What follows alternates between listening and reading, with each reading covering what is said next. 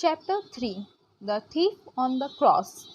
I could tell lovely, tender, and lovable things about my childhood, about my secure existence with my father and mother, my childlike love for them, and my contentedly playful, dreamy existence in my gentle, loving, and bright surroundings. But I am only interested in the steps I took in my life to arrive at myself. All the pretty periods of calm, islands of bliss, and Edens, whose magic I didn't fail to experience, I leave behind me in the glow of distance, and I have no desire to set foot on them again. And so, for the rest of the time I continue to dwell on my boyhood, I shall speak only about new things that happened to me, things that drove me onward or tore me away. These impulses always came from the other world. They were always accompanied by anxiety, compulsion, and a troubled conscience. They were always revolutionary, endangering in the peace in which I would gladly have gone on living. The years came in which I was once again forced to discover that a primordial arch dwelt within me myself, an arch that had to crawl away and hide from the bright, permissible world. As it happens to everyone, I was too attacked by the gradual awakening perception of as an enemy and destroyer, as something forbidden, as seduction and sin. What my curiosity sought, what caused me dreams, pleasure, and anxiety, the great mystery of puberty didn't just fit into the sheltered happiness of my childlike peace. I did what everyone does. I led the double life of a child who isn't really a child anymore. My consciousness dwelled in the familiar, permissible world. My conscience denied the existence of the new world that was dawning. But at the same time, I was living in dreams, urges, and wishes of a subterranean kind, over which that conscious life built more and more anxious bridges. Because my child's world was collapsing within me, just like almost all parents, mine offered no help for my awakening life urges, which weren't discussed. All they did, and this with inexhaustible pains, was to aid me in my hopeless attempts to deny reality and keep on residing in a child's world that was becoming more and more unreal and falsified. I don't know whether parents can do much in these situations, and I am casting no blame on mine. It was my own business to cope with myself and find my own path, and I conducted my business badly, just as most children do who have been well brought up. Everyone lives through this difficult period. For the average person, it's the point in his life when the demands on his life clash most violently with the world around him, when his forward path must be fought for most bitterly. Many experience this death and rebirth, which are our destiny, only this once in their life, when childhood decays and slowly disintegrates, when all that has become dear to us is about to leave us and we suddenly feel solitude and deathly chill of outer space around us. And very many are hung up for good on this reef and for the rest of their life cling painfully to the irritable past, to the dream of the lost paradise, which is the worst and most murderous of all dreams.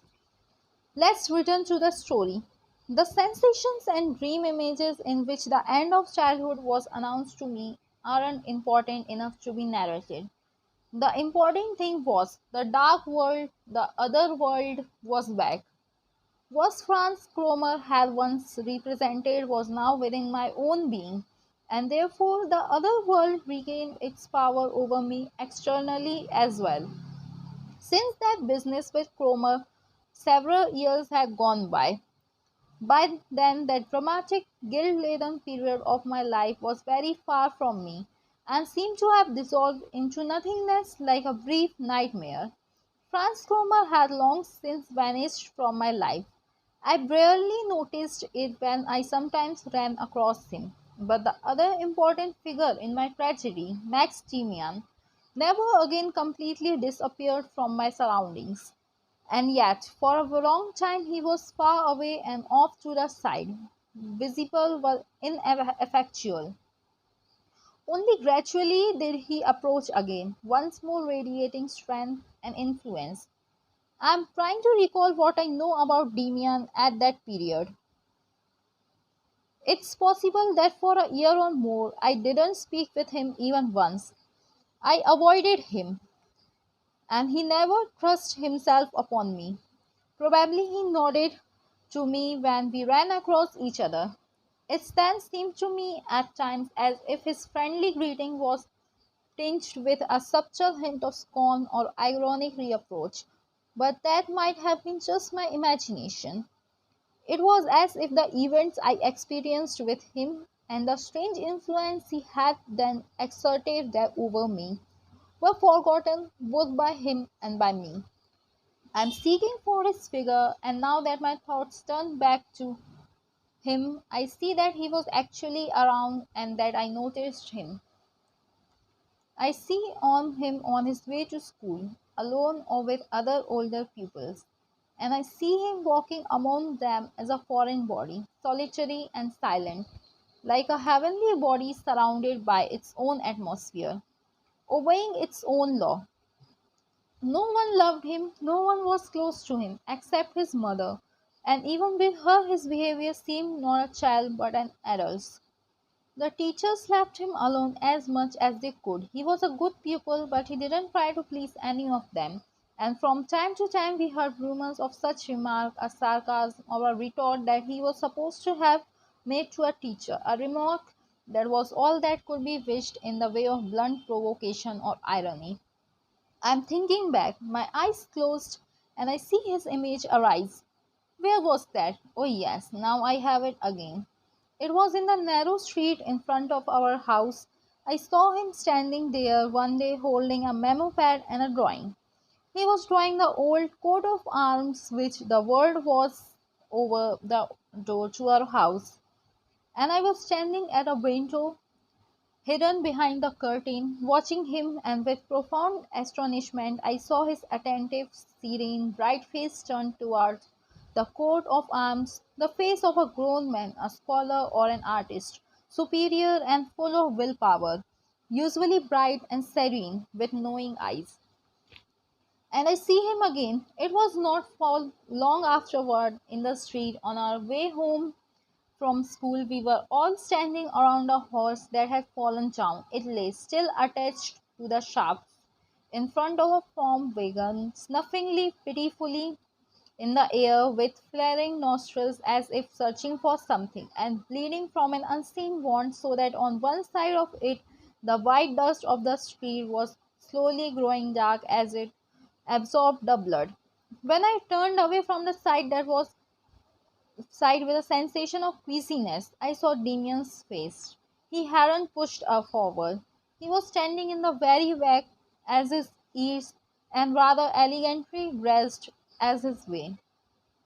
His gaze seemed to be directed at the horse's head, and once more it had the profound, quiet, almost fanatical and yet passionless attentiveness. I had to look at him for some time, and I then sensed, still far from fully conscious of it, something very peculiar. I saw Damien's face, and I saw not merely that he didn't have a boy's face but a man. More than that, I saw, or I thought I saw, a sense that it wasn't a man's face either, but something different still. There seemed to be something of a woman's face in it as well. In short, for a moment the face struck me not as masculine or childlike, not old or young, but somehow millennial, somehow outside of time, bearing the mark of different eons from those we live in. Animals might look like that, or trees or stars. I didn't know.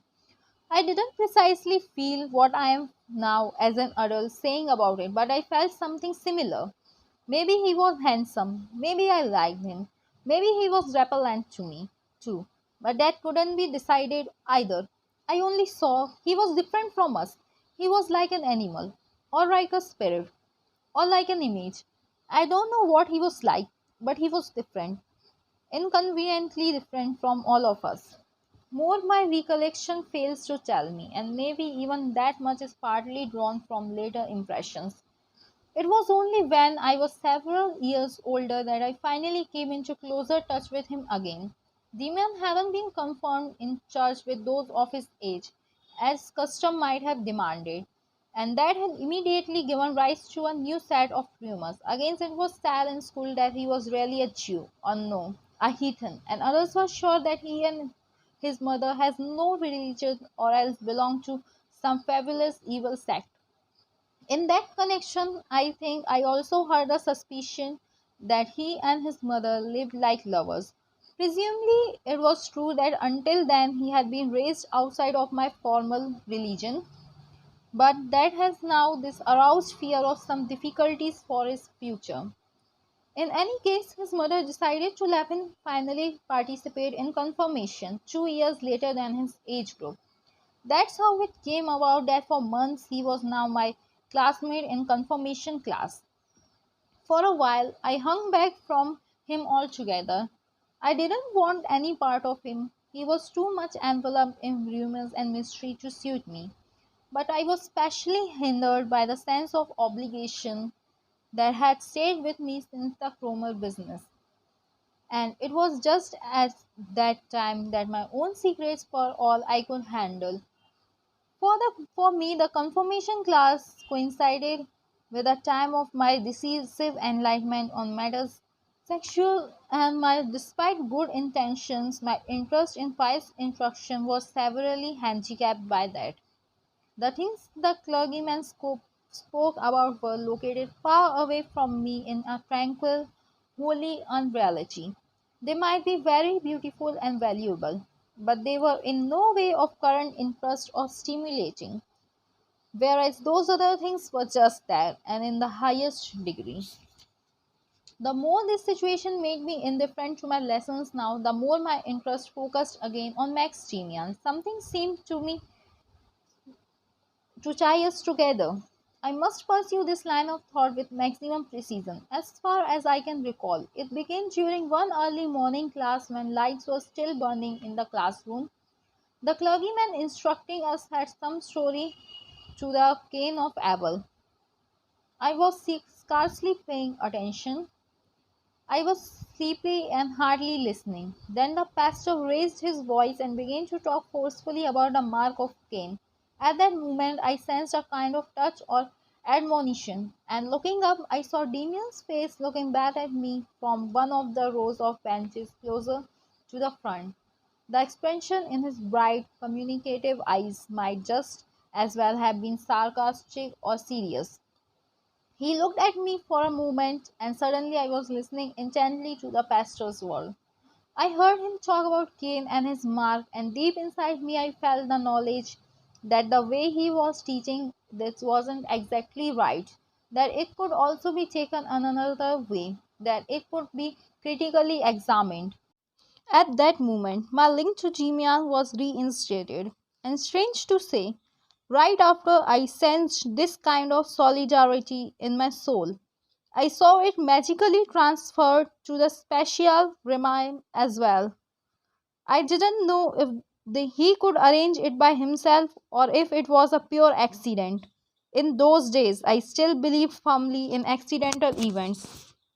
A few days later, Demian had suddenly changed seats in religion class and was sitting right in front of me. I still recall how gracefully, amid the wretched poorhouse atmosphere of that overcrowded classroom, I inhaled the fresh, sweet smell of soap coming from his neck in the morning. And a few days after that, he had changed again and was now sitting next to me, where he remained seated that entire winter and spring. The morning classes had been completely transformed. They were no longer soporific and boring. I looked forward to them. Sometimes we both listened to the pastor as attentively as possible. A glance from my neighbor sufficed to indicate a remarkable story or unusual saying to me, and another look from him, a very resolute one, sufficed to put me on my guard, to arouse a spirit of criticism and doubt in me. But very often we were bad pupils and heard nothing that was being taught. Jimian was always polite to his teachers and fellow pupils. I never saw him fool around the way schoolboys do. I never heard him laugh out loud or choke during class. He was never scolded by the teacher, but very quietly and more with signs than looks than whispers. He was able to let me have a share in his own preoccupations. Some of these were of an unusual kind. For instance, he told me which of the pupils interested him and the way in which he studied them. He knew some of their habits very well. He told me before the lesson, when I give you a sign with my thumb, so and so will look around at us or scratch the back of his neck, and so forth. Then during class, when I had almost forgotten all about it, Matt suddenly turned his thumb toward me with a conspicuous gesture. I quickly looked at the designated pupil, and each time I saw him, like a marionette on a string, perform the pre announced gesture. I kept after Max to try it out on the teacher sometime, but he always refused. However, once, when I came to class and told him I hadn't learned my assignment for the day and hoped the pastor wouldn't ask me anything that day, he helped me out. The pastor was looking for a pupil to have recite a bit of catechism, and his roving eye lit on my guilty looking face. He walked over slowly, pointed his finger at me. He already had my name on his lips when he suddenly became distracted or nervous, tugged at his collar, walked up to Jimian, who was staring into his face, and seemed about to ask him something, but surprisingly turned away again, coughed for a while, and then called another pupil. I noticed only gradually, while these stunts amused me greatly, that my friend often was playing the same trick on me. On occasion, I suddenly had the feeling on the way to school that Jimian was walking a little distance behind me, and when I turned around, he was actually there. Can you really make someone else think what you want him to? I asked him. He informed me willingly, calmly, and objectively in his grown up fashion. No, he said, that's impossible. You see, no one has free will, even though the pastor implies that. The other fellow can't think what he wants to, nor can I make him think what I want him to. But it is possible to observe someone carefully, and then you can often say pretty accurately what he is thinking or feeling. And then you can generally foresee what he will do the next minute. It's quite simple. People just don't know it. Naturally, it takes practice. For example, in the butterfly family, there are certain night moths with a lot fewer females than males. The moth reproduce just as all animals do. The male fertilizes the females, which then lays egg. Now, when you have a female of this kind of moth, this has often been tested by biologists.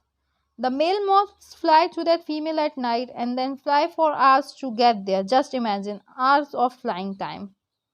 Over miles and miles, all these males sense the only female in the vicinity. People try to explain it, but it's hard. It must be some kind of sense of smell or something like that. More or less way good hunting hounds are able to locate an imperceptible trail and follow it. Understand, there are such things. Nature is full of them, and no one can explain them. But now I say, if females occurred as frequently as males among those moths, they wouldn't have that subtle nose.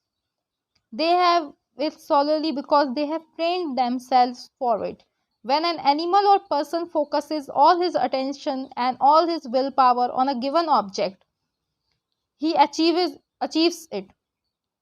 That's all there's to it. And it's just the same with what you asked about. Look at a person carefully long enough, and you will know more about him than he himself does.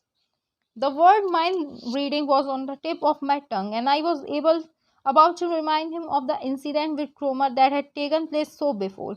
But this was yet another strange thing our relationship.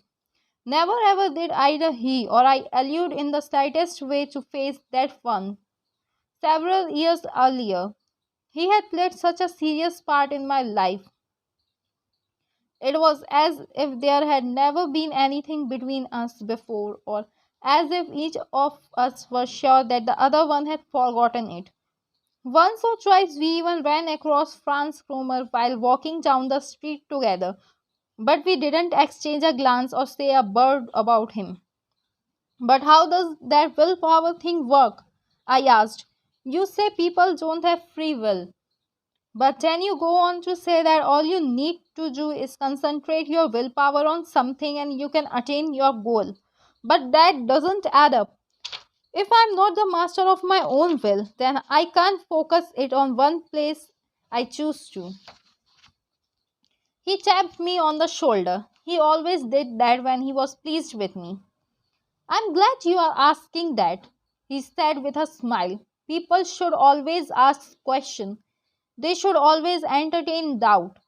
But the matter is very simple. If, for example, a moth of that type wanted to focus its willpower on a star or some such thing, it wouldn't be able to. But it never tries to.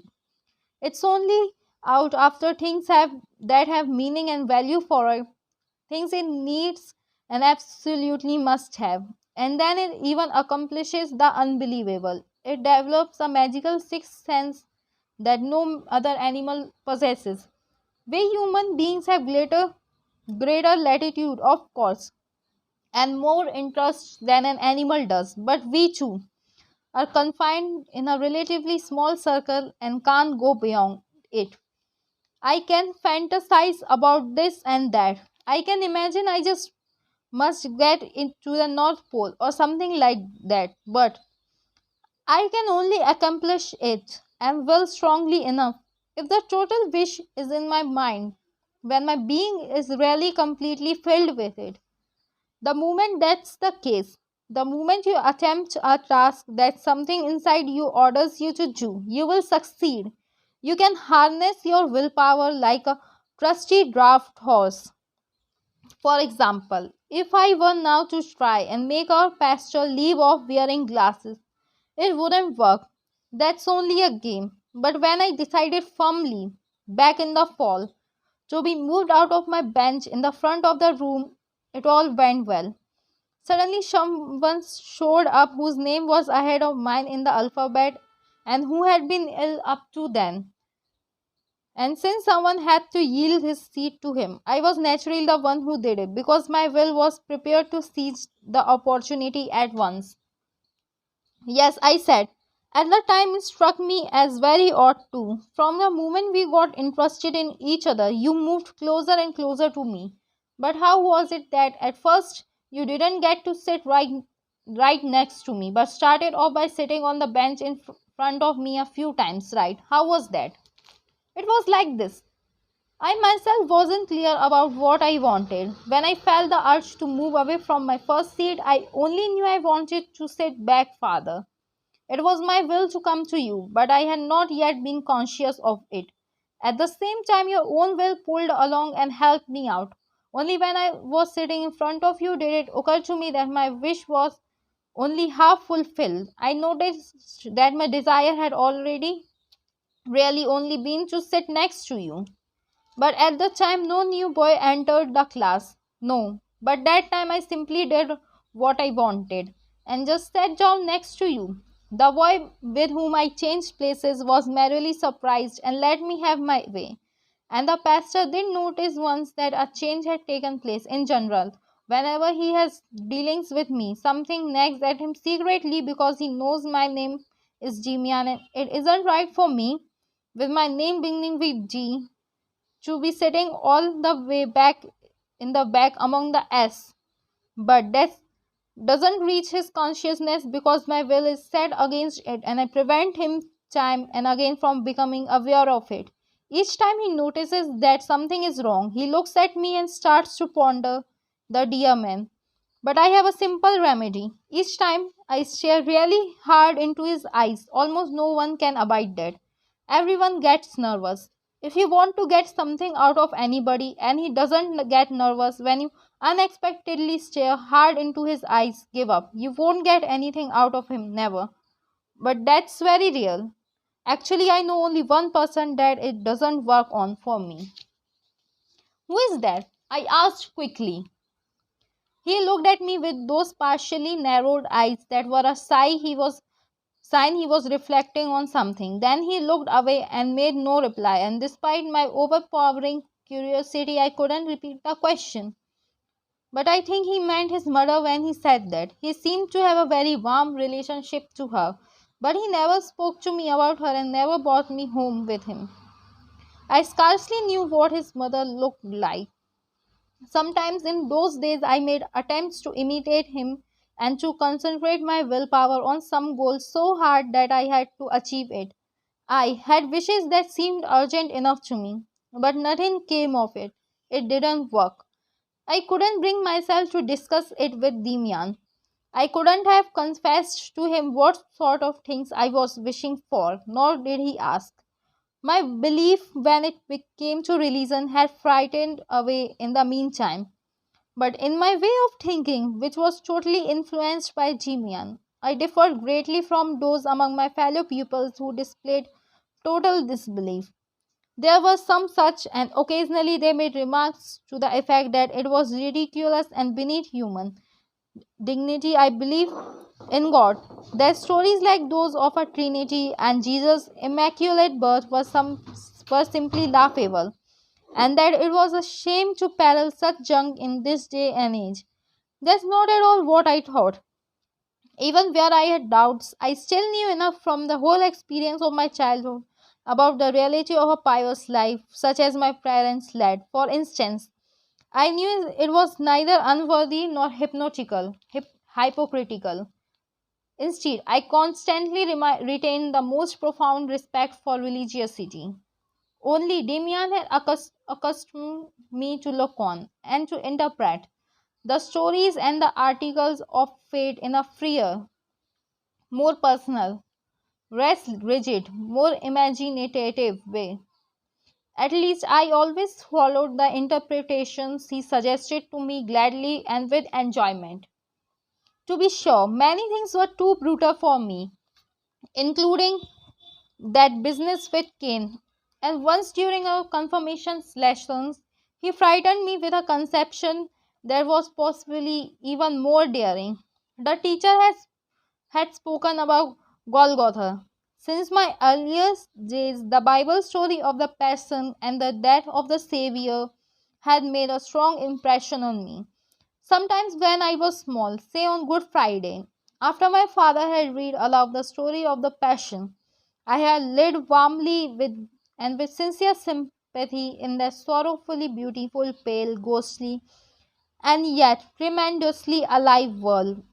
In Gethsemane and on Golgotha, and when I heard Bash Saint Matthew Passion, the somberly powerful glow of sorrow from the mysterious world had washed over me with all its mystical thrills.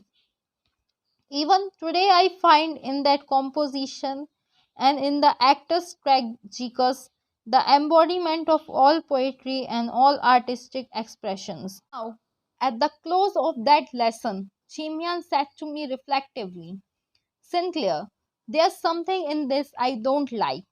Just read the story over again and test it out on your tongue. It's got something that tastes insipid, namely that business with the two thieves. It's splendid the way the three crosses stand side by side on the hill. But then comes that sentimental story with the upright thief, right out of some cheap religious pamphlet. First, he was a criminal and committed shameful deeds, God knows what all. And now he melts away and performs lachrymose rites about mending his ways and repenting. What's the sense of that kind of repentance 2 steps away from the grave? I ask you. It's just another story right out of a sermon. Saccharine and dishonest, chugging sentimentality at your heartstrings with a highly edifying background. If today you had to choose one of the two thieves as a friend, or think about which of the two you would could sooner put your trust in. It's certainly not that whimpering convert. No, it's the other one. He's a real man with character. He doesn't give a hoot about converting, which in his situation can only be pretty speechifying. He travels his path to the end and doesn't act like a coward at the last minute, renouncing the devil who must have helped him up till then. He's a man of character, and people of character generally get short shrift in Bible stories. Maybe he's a descendant of Cain, don't you think so? I was quite dismayed. I had thought I was right at home here in the story of the crucifixion, and now only did I see with that what little personal involvement, with what little power of imagination and vision I had listened to it and read it, and yet Jimian's new idea sounded awful to me. It threatened to overthrow concepts in my mind that I had thought I had to retain. No, it was wrong to treat everything so casually, even the most sacred things. He noticed my resistance immediately, as always, even before I said anything. I know, he said with an air of resignation. It's the old story, anything but be serious. But I want to tell you something.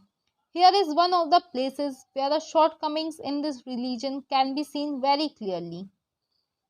The fact is that this whole God, both in the Old and the New Testament, may be an outstanding figure, but he is not what he should really represent. He is goddess, goodness, nobility, the Father, beauty and also loftiness, sentimentality, all fine. But the world is made up of other things too, and all that is simply ascribed to the devil. And this whole part of the world, an entire half, is swept under the table and buried in silence. In the same way, they praise God as the Father of all life. But when it comes to X life, on which life after all depends, they simply bury it in silence and as much as possible declare it to be sinful, the work of the devil. I have nothing against honoring this God Jehovah, but in not in the least. But my opinion is that we should honor everything and hold it sacred, the whole world, not just this artificially detached official half. And so, alongside the divine service for God, we must also have a service for the devil.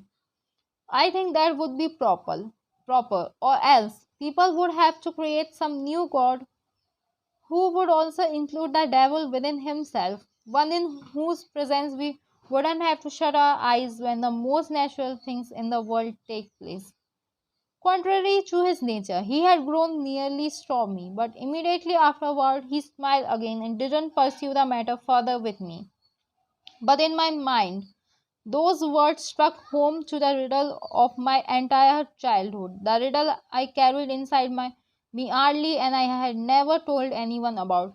What Demian had said about God and the devil, about the divinely official world and the devilish world buried in silence, was precisely my own idea, my own myth, the idea of the two worlds or the two halves of the world, the bright and the dark.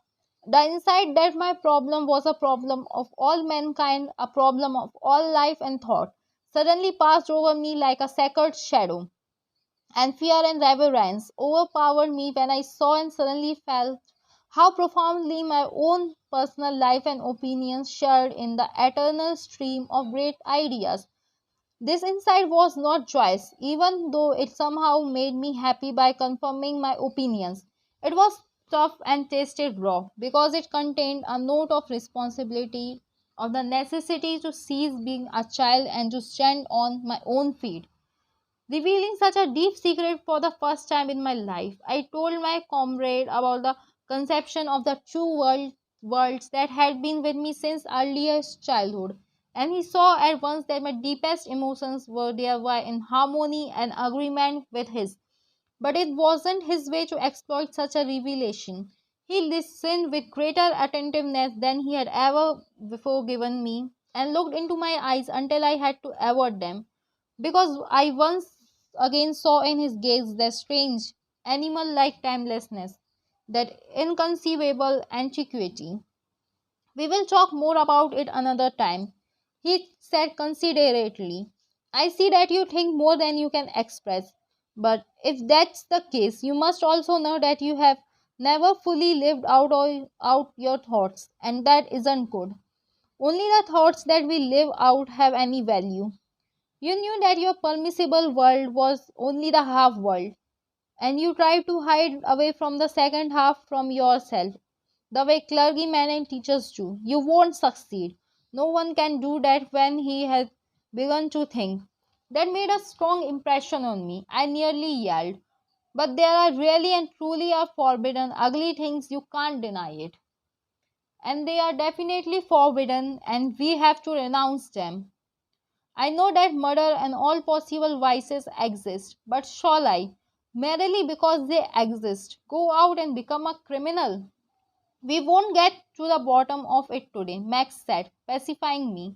Certainly, you must not commit murder or kill girls after raping them, but no, you haven't have reached the stage where people can tell what permitted and forbidden really mean. So far, you have only sensed a part of the truth.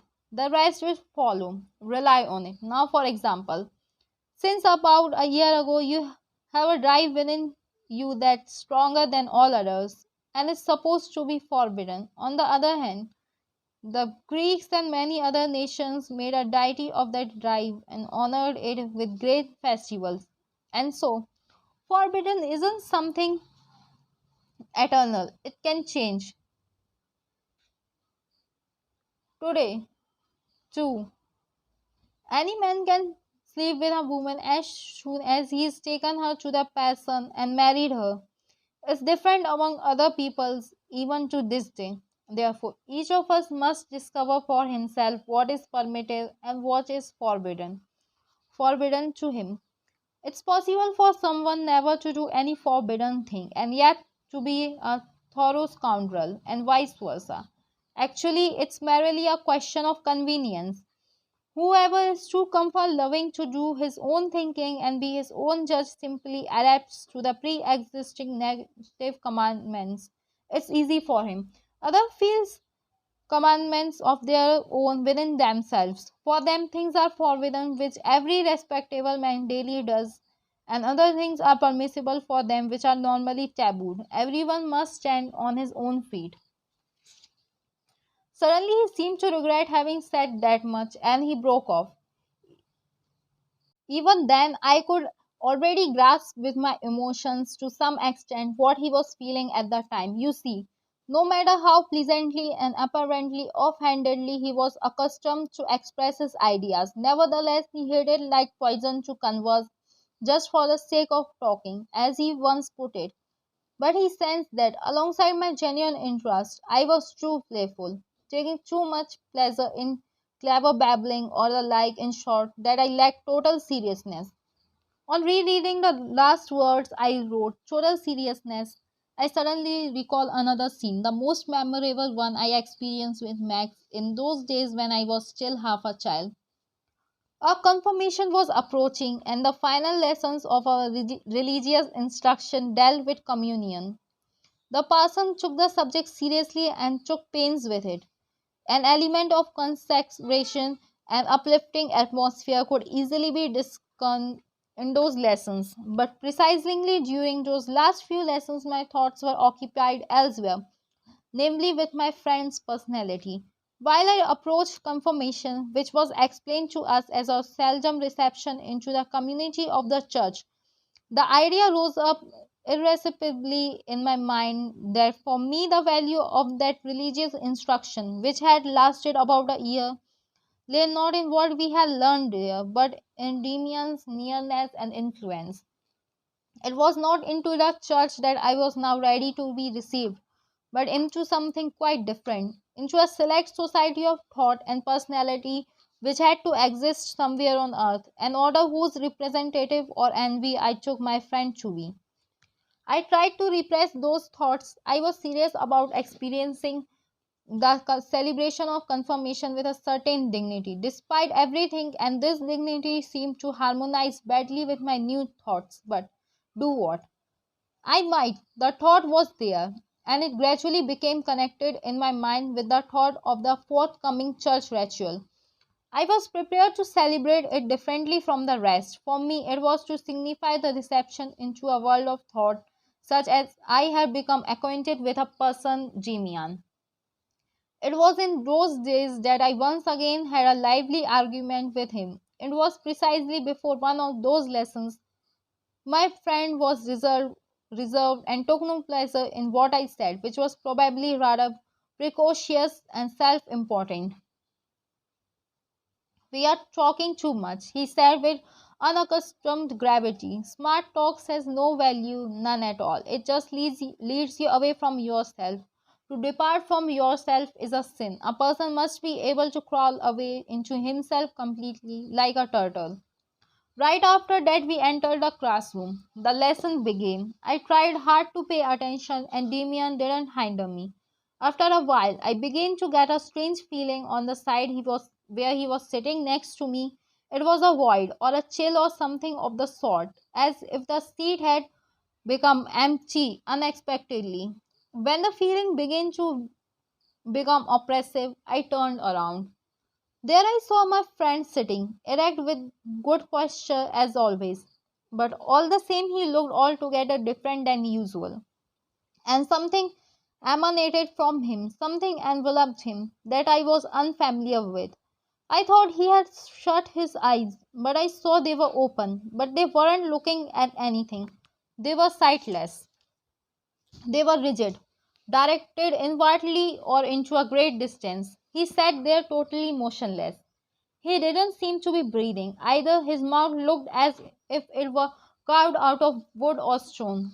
His face was pale, uniformly pallid, like stone, and his brown hair was the most thing living about him. His hands lay in front of him on the bench, as lifeless and still as objects, as stone or fruits, pallid and motionless, but not limp, rather like good firm husks protecting a strong hidden life. The sight made me tremble. He's dead, I thought. I almost said it out loud. But I knew he wasn't dead. With spellbound eyes, I stared at his face, at that pale stone mask, and I felt that was Jimian. His unusual manner when he walked and talked with me was only half of Jimian, one playing a temporary role, adapting himself, obeying, sharing my existence. But the real Jimian looked like that, like this person, just as stony, age old, animal like, stone like, beautiful and cold, dead and secretly filled with unimaginable life. And around him, this silent void, this ether and celestial space, this solitary death. Now he has withdrawn completely into himself. I felt as I trembled. I had never been so all alone. I had no part in him. He was inaccessible to me. He was farther away from me than if he had been on the remotest island in the world. I scarcely comprehended that no one saw it except me. Everyone should be looking this way. Everyone should be trembling at this sight. But no one gave him any heed. He sat there stiff as a statue, and as I was forced to think, stiff as an idol. A fly settled on his forehead and walked slowly over his nose and lips. Not one crease of his skin twitched. Where was he now? What was he thinking and what was he feeling? Was he in some heaven, some hell?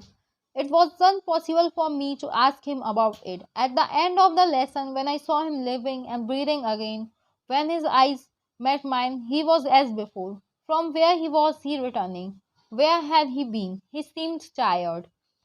His face had color again, his hands were moving again, but his brown hair now looked lost its sheen and seemed weary. In the days that followed, I devoted myself several times to a new exercise in my bedroom. I sat down stiffly on a chair, made my eyes rigid, kept completely motionless, and waited to see how long I could keep it up and how it would affect me.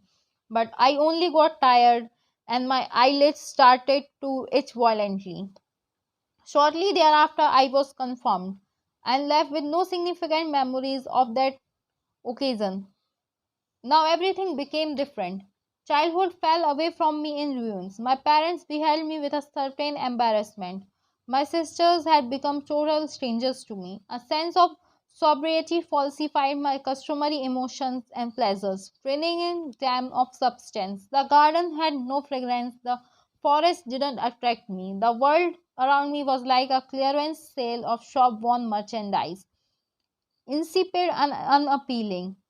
Books were just paper, music just a noise. In just such a way, the leaves fall around a tree in autumn, the tree doesn't feel it. The rain trickles down it, or sunshine, or frost, or within it, life slowly retreats into its narrower, innermost recesses. It doesn't die, it waits. It had been decided that after summer vacation, I would attend another school and leave home for the first time. At times, my mother approached me with particular tenderness, taking leave of me in advance, striving to conjure love, homesickness, and a lack of forgetfulness into my heart. Demian had gone out of town.